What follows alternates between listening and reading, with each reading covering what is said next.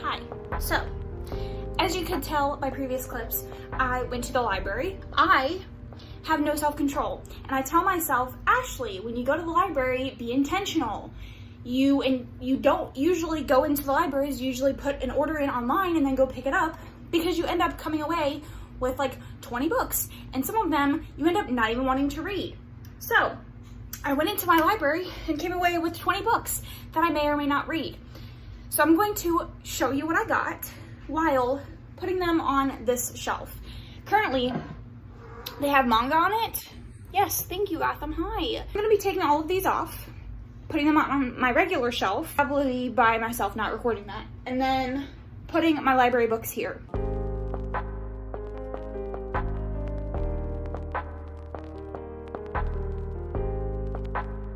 Okay, so it is empty and ready to be filled with books.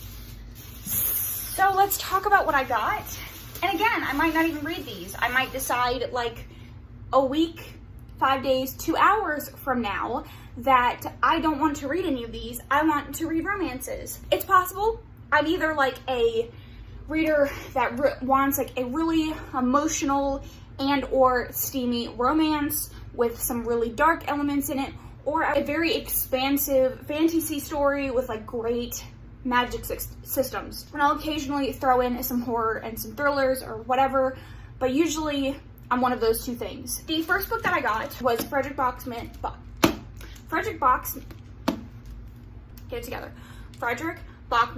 newest book, Anxious People.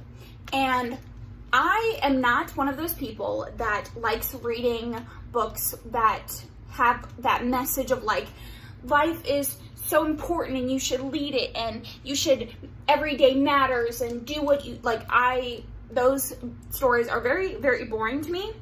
But there's something about Frederick Bachman's writing that is just so gorgeous and so real to me that I don't mind.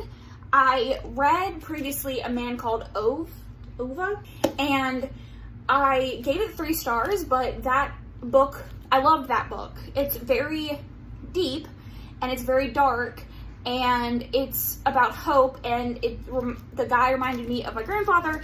Anyways, I loved it. I started to read Beartown and I couldn't, just because of the topics of that book. I didn't do proper research and I just couldn't read what that book is about. If you know, you know. So then I wanted to pick up Anxious People. This is about people who get held hostage after a bank robbery. That's all I really know. I think it's at like a apartment showing. It's raved about, people love it. So I'm excited to see how I feel about it. I love, love, love his writing. It's just amazing. So next up I got Sparks Like Stars, and this is not anything that I've personally heard of. I saw it on their like new release section and it interested me. First I got kind of drawn in by this and the cover, and I read the inside. An African-American woman returns to Cabal to learn the truth about her family and the tragedy that destroyed their lives in this brilliant and compelling novel from best-selling author. So this is about a woman who, her family gets assassinated and she gets saved by a soldier. She sees him 30 years later in an exam room. And it says, seeing him awakens her fury and desire for answers and perhaps revenge. Realizing that she cannot go on without learning the truth, she embarks on a quest that takes her back to Cabal, now a battleground between the corrupt government and the fundamentalist Taliban, and through shattering memories of the world she loved and lost. I am expecting this to be incredibly emotional. It's actually not that long. It's a little over 400 pages, and I guess what I learned is I'm looking to cry. So here we go. So next up, someone absolutely raved about this and I cannot recall who it was. I think it was Allie from Hardback Hoarders, is that her name? But The Good Sister. So I believe this is about a woman who is a twin and her twin is sick. Fern Castle works in her local library. She has dinner with her twin sister Rose 3 nights a week, and she avoids crowds, bright lights, and loud noises as much as possible. Fern has a carefully structured life, and disrupting her routine can be dangerous. When Rose discovers that she cannot get pregnant, Fern sees her chance to pay her sister back for everything Rose has done for her. Fern can have a baby for Rose. She just needs to find a father. Simple. Fern's mission will shake the foundation of the life she has carefully built for herself and stir up dark secrets from the past in this riveting, rich, and shocking story of unexpected love. I am hoping that this is great. Okay, so I have 3 left that are not fantasy. So this one is Leave the World Behind. This is doing very well. I believe it was a Book of the Month pick. And all I know is that it's it's pitched as like a thriller, but it's not really like a thriller. And people don't really seem to be enjoying it from a thriller aspect. But going in knowing that it's not that, hopefully I will enjoy it. All I know is they get an Airbnb, and when there is a power outage, the family that owns the Airbnb comes back and says that they want to stay with them, but we don't know if that's really the family that owns the Airbnb. The 3rd book in the You series, what is that series called? The one that was converted into the TV show? This is the 3rd book. I don't know if this might be one of those books that should never been written, but because the series was doing so well and it got a Netflix show, she wrote another book, but I'm still interested in reading it. I really, really loved the 1st book. The 2nd book was okay. I listened to both of them in audio, and honestly, it was an experience for sure. And so I'm excited to read this one. I might try to pick up the audiobook and listen to it at the same time. I didn't even know this was a thing until I saw it at my library. Apparently I have not been paying close attention. Maybe I did know it was, whatever. So we'll see how this goes. And then the last book is actually one that, even though I have not heard great things about, I personally feel like I'm going to enjoy because I know the true history behind this. And that is The Lost Apothecary. So this is, I don't know if this is intended to be based on the true story, but this is basically about a woman who runs an apothecary and sells poisons to women who want to get out of their marriages. There is a true story of a woman named Tafana, something like that, who actually did this in the 1800s. She actually gave women poisons, and then they would poison their husband and they would run away or whatever. They would just be free of their husband, right? So this is kind of based on a true story. I've heard this is fantasy in some parts, and I don't know where that comes in. And I think that might be what mixes people up.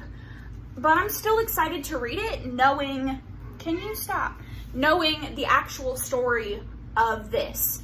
And I will leave a video down below of Bailey Sarian. She's a true crime YouTuber and podcaster. I will leave the video for this actual case. It's very interesting. I recommend giving it a watch. So I'm excited to get to this one. All right, so then this is something that I do when I go to the library. I don't generally have an idea of what I want to get from my library. I live in a inner city, so the library doesn't really have a good selection. I kind of just go in with nothing in my head, and then I find stuff that I might possibly want to read. They'll have really popular titles sometimes, and then sometimes they won't. So they had Addie LaRue, but other titles they won't necessarily have. So basically what I do is I go down each aisle, and it's a very small library, so you make do. That's just kind of how it is. All of that is to say that I went down the adult sci-fi fantasy section, and these are some of the books that I picked up. So to begin, I picked up the 2nd book in the, what is this? What are you? The City of Brass series. Is it called City of Brass? What is it called? I don't know. I attempted to read this, and I just wasn't in a fantasy mood at that time, so I'm gonna pick it up. I do need to read the end of City of Brass again to kind of remember what's going on. I do know there is a time skip in the beginning of this. I think it's 5 years or something like that. This is a really good fantasy series. I'm sure you've heard about it, but it's basically about djinns, and very, very, very good. Love the first one, gave it 5 stars. Pretty excited to get into this one. Let's just hope that my fantasy desire lasts. So the rest of these are new series, new to me. First up, I have The Eye of the World. This is the 1st book in the Wheel of Time series. And I read this for a second in the library because I was a little concerned about accessibility and if I would enjoy reading it. And the writing is pretty easy from what I was able to read. This is like one of those epic fantasy series that every adult fantasy lover loves.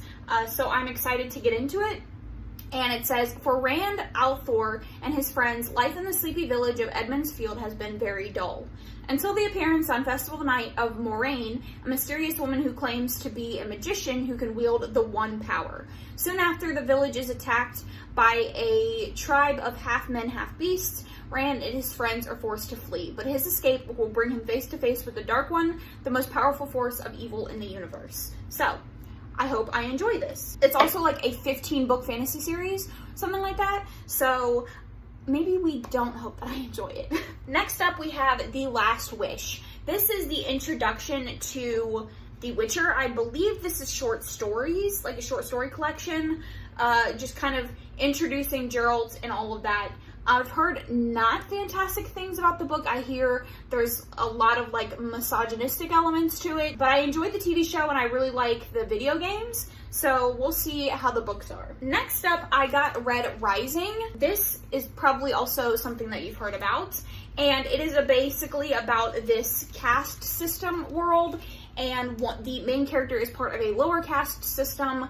And he attempts to infiltrate higher castes, and I think there's like a school element involved. I've heard great things about this first one, and then it kind of goes downhill from there, so we'll see how I like this. This one I'm very excited and also kind of nervous about, and that is Project Hail Mary by Andy Weir.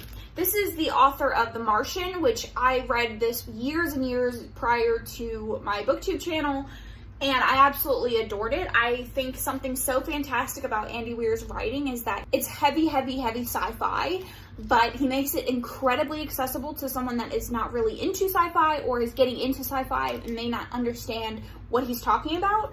So I'm very excited. This is a lot like his first one, but this is about a guy who is an astronaut and he's stranded in space, and he wakes up and he can't remember why he is there. All he knows is that all of his crewmates are dead and he is the only one alive. It's a thick boy, but I have heard it's absolutely fan-freaking-tastic, so I might just sit down this weekend possibly and knock this out. I would like to fit this into the readathon that I'm currently participating in, so hopefully I like this. I don't know why I'm saying this for all of these. All right, so then we have The Queen of the Tearling. I have heard things about this in that I recognized the title, and then I saw the spine on the shelf and I recognized the title, and I was like, is this something that people love? And then I went on my Goodreads, as you do before you ever decide to pick something up, and every one of my friends gave this like 4 or 5 stars. So all I know is I'm behind on the fantasy train for this, but I'm gonna get on it. It's a trilogy. Look at these end pages. Wow. Okay, so it says she's been raised away from society. On her 19th birthday, some Queen's guards appear to escort the princess on a perilous journey to the capital to ascend to her rightful place. All right, and then the last book, and probably the one I am most concerned about, is Middle Game by Seanan McGuire. I did not like Wayward Children series. I read the first one and I gave it 2 stars. Now I know that everyone says that that is not the best book in the series. I know that people are like, it's not really the best start, but I didn't love it. And her writing was just very meh to me, but this is her newest release, and it's been a long time since she released that book, I think. So I'm gonna give this a shot. All I know is it's about twins, and one of them has powers of word, and one has powers of math, and there's like some funky stuff with the timeline, I think. Something, they're like half gods, some science experiment, I don't know. All I know is I wanna give it a shot, see if it's good, see if I like it. It could be like the best thing I've ever read. It could be like an okay or the worst thing I've ever read. Who's to say, really? That means that is all the books that I got from the library. Comment your thoughts down below on any of the books that I got. I would love to know if you've read these if I'm late to the hype train, if I need to get off the hype train, or just anything that you have read in the last week. Any 5 stars you've had. I would love to hear about some 5 stars. Leave that down in the comments, and I will catch you guys in my next one.